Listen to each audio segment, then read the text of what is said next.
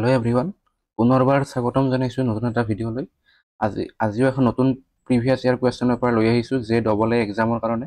আৰু এই পৰীক্ষাটো হৈছিল 2017 চনত জুডিচিয়েল এছিষ্টেণ্ট পষ্টৰ কাৰণে কহিমা বেঞ্চৰ। ঠিক আছে, গতিকে প্ৰশ্নসমূহ ইম্পৰ্টেণ্ট, ৰিপিট হয় পৰীক্ষাত। গতিকে প্ৰত্যেকটো প্ৰশ্ন মনোযোগেৰে চাব আৰু ৰিভাইজ কৰিব, পৰীক্ষাত সহায়ক হ'ব। ঠিক আছে, প্ৰথমতে ইয়াত জেনেৰেল ইংলিছখিনি দিয়া আছিল। জেনেৰেল ইংলিছখিনি আজি নাচাওঁ ইয়াত, আমি প্ৰথমতে জিকেখিনি শেষ কৰি আছোঁ। জিকেখিনি হ'লে আমি গোটেইখিনি লৈ আহিম। ঠিক আছে, চেনেলটোৰ লগত জড়িত হৈ থাকিব, গোটেইখিনি পাই যাব। আমি জিকেখিনি শেষ কৰি আছোঁ। জিকেখিনি কিমান নম্বৰৰ পৰা আছে জিকে চাই লওঁ। জেনেৰেল নলেজ 41 নম্বৰ কুৱেশ্যনৰ পৰা জেনেৰেল নলেজখিনি আছে। গতিকে প্ৰথম কুৱেশ্যনটো কি দিয়া আছে? International yoga day is celebrated on 21 June. আন্তঃৰাষ্ট্ৰীয় যোগ দিৱস 21 জুনত পালন কৰা হয়। 42 number question, who is the present chief election commissioner of India?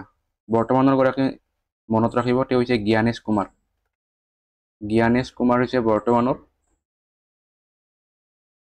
Chief election commissioner. 43 number question, which Indian player won the golden bat award in the ICC champion trophy 2017? এইটো important নহয় দিয়ক। Next 44 number question, who has been re-nominated by the India for another term as judge as the International Court of Justice ICJ? তেওঁ হৈছে দলভীৰ ভাণ্ডাৰী। এওঁৰ নামটো মনত ৰাখিব, এই দলভীৰ ভাণ্ডাৰী বৰ্তমানৰ ইণ্ডিয়ান জাজ হৈ আছে ইণ্টাৰনেশ্যনেল কোৰ্ট অফ জাষ্টিছত। এই কুৱেশ্যনটো আকৌ দিব পাৰে, গতিকে দলভীৰ ভাণ্ডাৰী এই নামটো যথেষ্ট ইম্পৰ্টেণ্ট। তাৰমানে এও বৰ্তমানো জাজ হৈ আছে ইণ্টাৰনেশ্যনেল কোৰ্ট অফ জাষ্টিছত। 45 number question, in terms of area which is the largest state in India? মাটিকালিৰ ভিত্তিত মানে ভাৰতৰ আটাইতকৈ ডাঙৰ ৰাজ্যখন কি? সেইখন হৈছে Rajasthan. 46 number question, the first ever BRICS games 2017 was started in which country? সেইখন হৈছে প্ৰথম ব্ৰিক্স গেম ক'ত হৈছিল? চাইনাত হৈছিল। হোৱাট ইজ লাফিং গেছ? লাফিং গেছ কি? Nitrous oxide. 48 number question, which Indian personality has launch selfie with daughter app to raise awareness among people about female foeticide and sex selection? তেওঁ হৈছে, ইয়াত যদি অপশ্যনখিনি চাই নৰেন্দ্ৰ মোদীটো শুদ্ধ উত্তৰ হ'ব। আচলতে এই বস্তু যিটো আমাৰ এই চেলফি উইথ ডটাৰ এই ইনিচিয়েটিভটো লঞ্চ কৰিছিল সুনীল জাগলান বুলি এগৰাকী ব্যক্তিয়ে। সুনীল জাগলান এও আচলতে আৰম্ভ কৰিছিল, কিন্তু বস্তুটো জনপ্ৰিয় কৰি তুলিছিল নৰেন্দ্ৰ মোদীয়ে। গতিকে সেই হিচাপে ইয়াত শুদ্ধ উত্তৰ অপশ্যন এটোৱে হ'ব। 49 number question, how many times a person can be elected as president of India? এগৰাকী ব্যক্তিয়ে ভাৰতত কিমান বাৰলৈ ৰাষ্ট্ৰপতি হ'ব পাৰে? ইয়াত তাৰমানে এই বস্তুটোৰ কোনো নিৰ্দিষ্ট লিমিট নাই, সীমা নাই, যিমানবাৰ মানে ইচ্ছা কৰে সিমানবাৰেই হ'ব পাৰে। গতিকে ইয়াত অপশ্যন কেইটা ভুল আছে, কিন্তু 1, 2, 3, 4 এনেকুৱা তাৰমানে নাম্বাৰ নাই, তাৰমানে লিমিটে নাই বস্তুটোৰ। 10 বাৰো হ'ব পাৰে, 20 বাৰো হ'ব পাৰে, 100 বাৰো হ'ব পাৰে। 100 বাৰ হোৱাটোতো যুক্তি নাই, তেওঁ বাচিওতো থাকিব লাগিব। গতিকে 2, 3, 4 বাৰ মান হ'ব পাৰে আৰু যদি হ'ব খোজে। 50 number question, equality of opportunity in matters of public employment has been provided in Indian constitution under? এইটো হ'ব article 16। Equal opportunity in matters of public employment article 16ত আছে সম অধিকাৰ, তাৰমানে ৰাজহুৱা নিযুক্তিৰ ক্ষেত্ৰত সম অধিকাৰ, সেইটো আৰ্টিকল 16ত লিখা আছে। 51 number question, who was the first chief minister of Nagaland? তেওঁ হ'ব P Shiv Ao'. The first speaker of লোকসভাৰ প্ৰথমগৰাকী অধ্যক্ষ G V. Mavalankar. Which is the highest peak in Nagaland? সেইটো হ'ব mount Saramati. The state of Nagaland celebrates its statehood day on days every year? এইটো হ'ব 1 December. Correct এনচাৰটো হ'ব 1 ডিচেম্বৰ 1963। গতিকে 1 ডিচেম্বৰত নাগালেণ্ডখনে ৰাজ্য হিচাপে স্বীকৃতি পাইছিল। গতিকে 1 ডিচেম্বৰটো শুদ্ধ উত্তৰ, ইয়াত অপশ্যনবিলাক ভুল আছে। When were the general elections held in Nagaland? সেইটো হ'ব 1964ত নাগালেণ্ডত প্ৰথমবাৰৰ কাৰণে জেনেৰেল ইলেকশ্যন হৈছিল। আচলতে এই নাগালেণ্ডৰ ওপৰত প্ৰশ্নখিনি কিয় সুধিছে কাৰণ নাগালেণ্ড বেঞ্চৰ কাৰণে এই পৰীক্ষাটো আছিল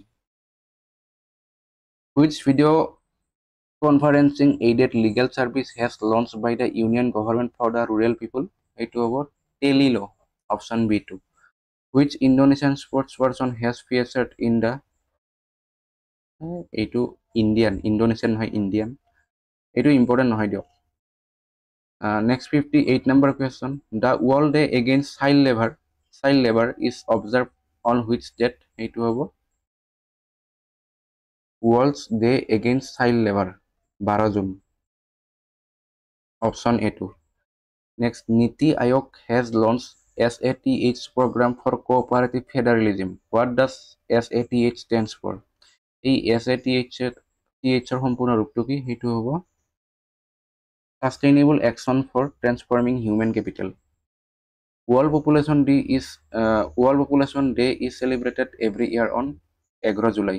11 July প্রত্যেক বছরে World Population Day to observe করা হয় 61 number question emergency is an Indian state can be proclaimed under সেইটো হ'ব Article 352 ইয়াত তিনিটা আৰ্টিকল আছে 352 মতে আমাৰ ষ্টেট বিলাকত দিব পাৰি ষ্টেটত এইটো আমাৰ প্ৰেসিডেন্টৰ ৰুল হয় 356 মতে গোটেই ইন্ডিয়াত দিব পাৰি ৰাজ্যিক মানে দেশত জৰুৰীকালীন অৱস্থা ঘোষণা কৰিব পাৰি আৰু 360 নম্বৰ আৰ্টিকল মতে ফাইনেন্সিয়াল ইমাৰ্জেন্সি ঘোষণা কৰিব পাৰি এই দুটা হৈছে কিন্তু ফাইনেন্সিয়াল ইমাৰ্জেন্সি বৰ্তমানলৈকে ভাৰতবৰ্ষত ঘোষণা কৰা হোৱা নাই 62 নম্বৰ কোৱেশ্চন ওজন লেয়াৰ ইজ প্ৰেজেন্ট ইন ওজন লেয়াৰটো ক'ত পোৱা যায় ষ্ট্ৰেটোস্ফিয়াৰত পোৱা যায় the time difference for every degree of longitude is দুডাল মানে লংগিটিউডৰ মাজত লেটিটিউড আৰু লংগিটিউড থাকে নহয় এই দীঘলকে থকাবিলাক লেটিটিউড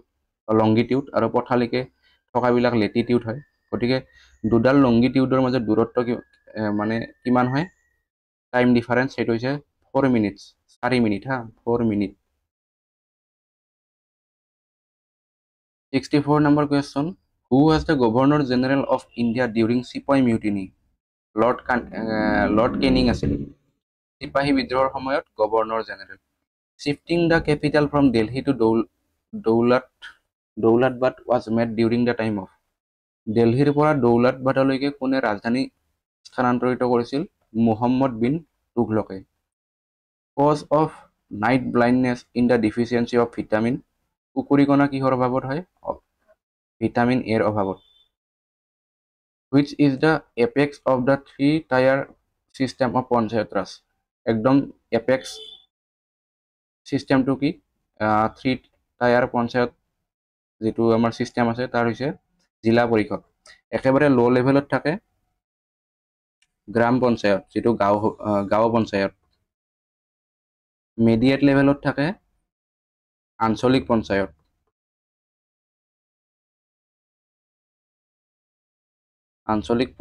ঠিক আছে আৰু যেটো আমাৰ টপ লেভেলত থাকে জিলা পৰিষদ গতিকে ইয়াত টপ লেভেলটো সুধিছে এপেক্স মানে টপ হয় গতিকে জিলা পৰিষদ হ'ব আৰু একেবাৰে সৰুটো হৈছে গাঁও পঞ্চায়ত আৰু মাজত থকা যেটো মাজত মিডিল বুলি ক'লে হ'ব আঞ্চলিক panchayat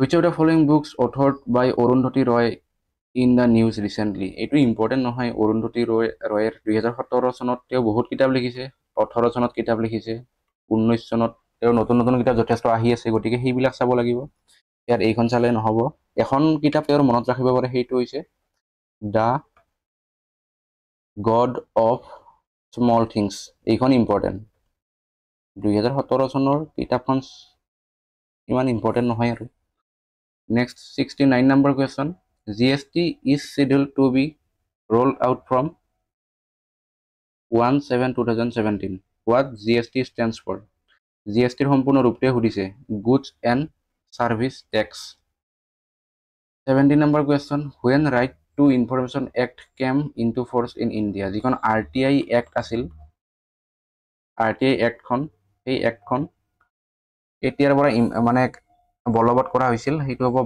12 October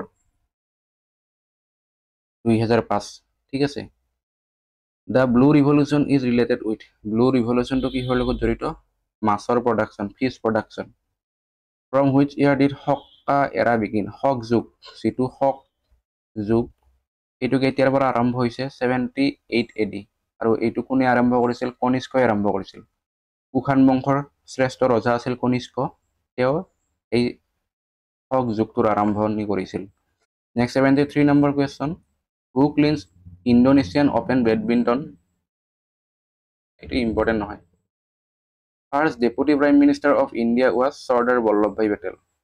Who among the following was the fourth President of Independent India?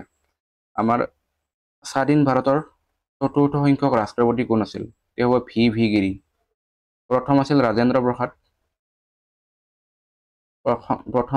প্ৰসাদ আছিল দ্বিতীয় নম্বৰ আছিল আমাৰ সৰ্বপল্লী ৰাধাকৃষ্ণ আছিল সেকেন্ড প্ৰেসিডেন্ট তৃতীয় গৰাকী আছিল জাকিৰ হুছেইন আৰু চতুৰ্থ গৰাকী ৰাষ্ট্ৰপতি হৈছে ভি গিৰি